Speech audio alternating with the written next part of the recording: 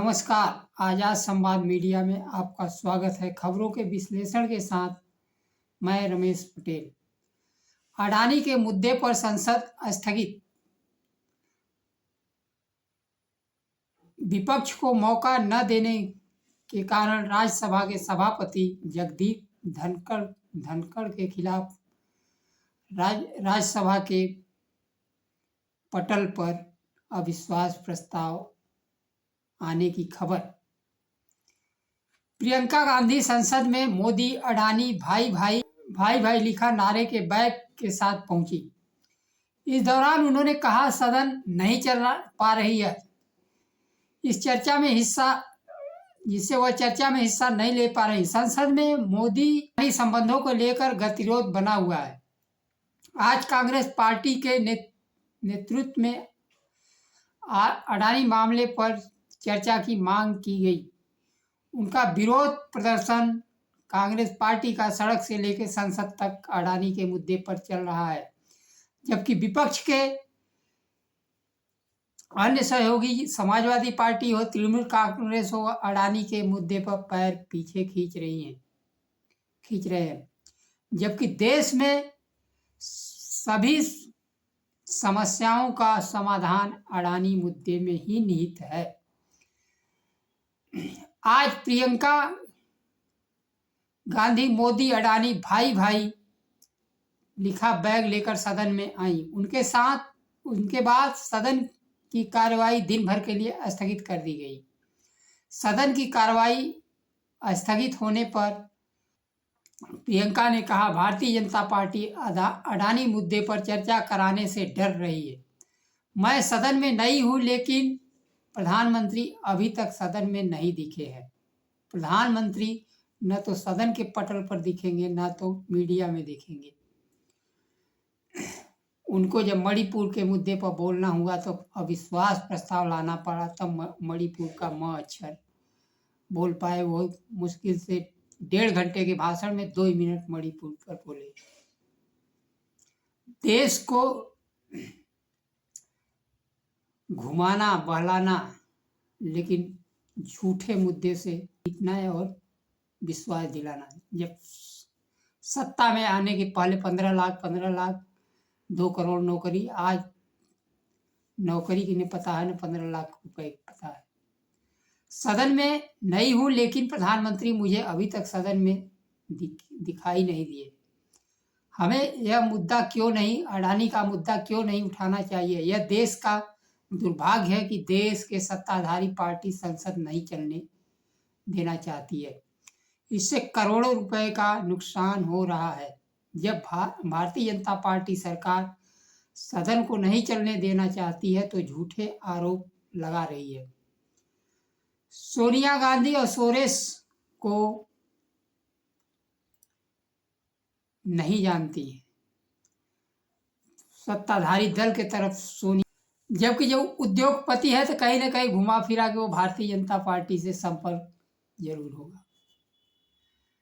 और सदन में आरोप संसदीय कार्य मंत्री किरण रिजिजू लगा रहे हैं, जिनके ऊपर खुद आरोप लगा है कि वह देश में चीन के एजेंट हैं।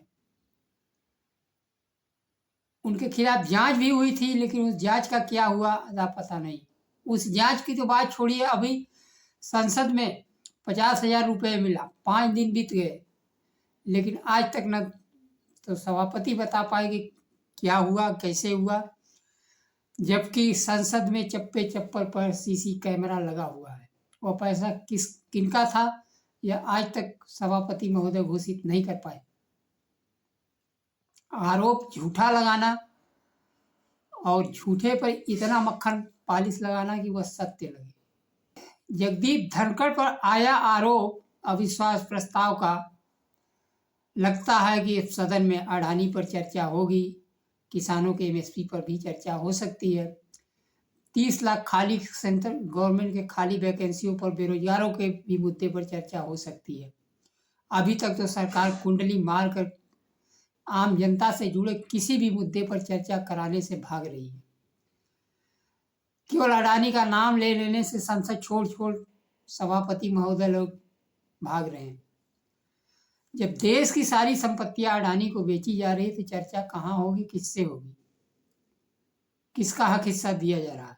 जो एक बार नौकरी पा चुका है उसको तो मिल चुका है, लेकिन जिनको नहीं मिला है तो जो देश बेचा जा रहा है तो वह हिस्सा उनको दिया जाना चाहिए। सभापति अडानी मुद्दे को उठाने की अनुमति नहीं दे रहे हैं। आज इंडिया गठबंधन ने राज्यसभा में सभापति और देश के उपराष्ट्रपति के खिलाफ एक अविश्वास प्रस्ताव पेश करने की तैयारी कर ली है।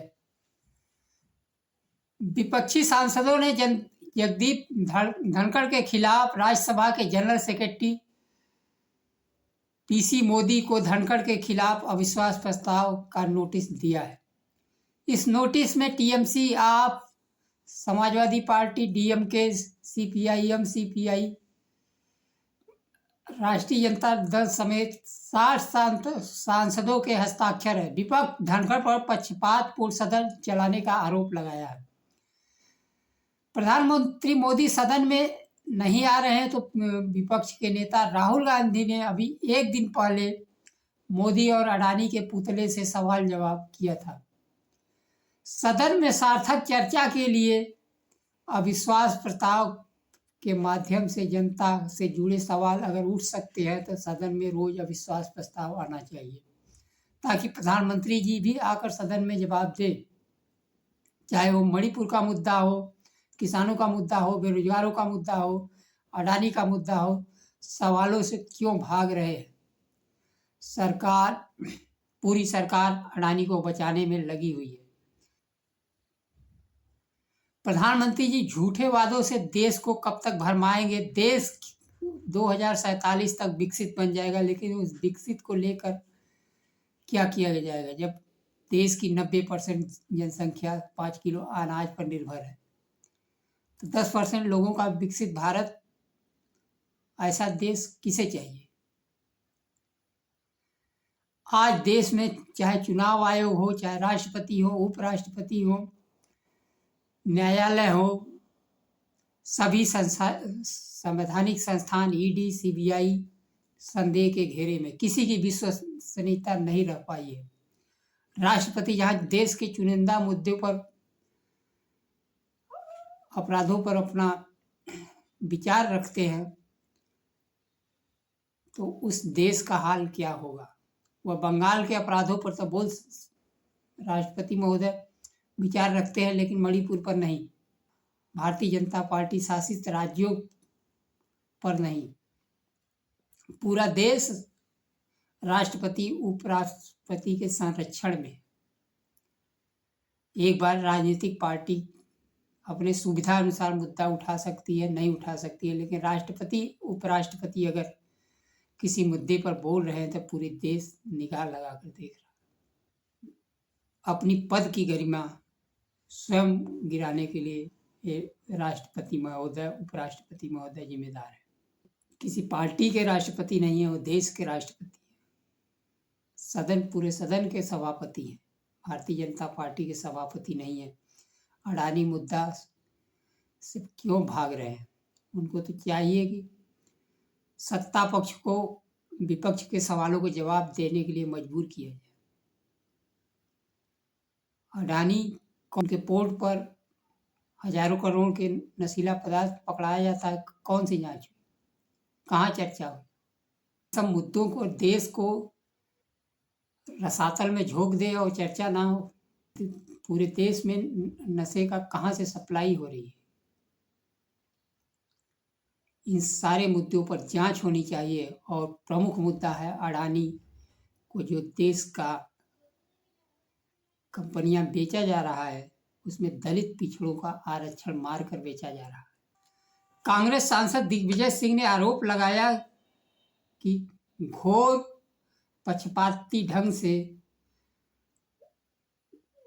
उपराष्ट्रपति जगदीप धनखड़ ने सदन चलाया। मोदी सरकार सिर्फ अडानी को बचाने के लिए और मुद्दों से भटकाने के लिए ऐसा कर रही है।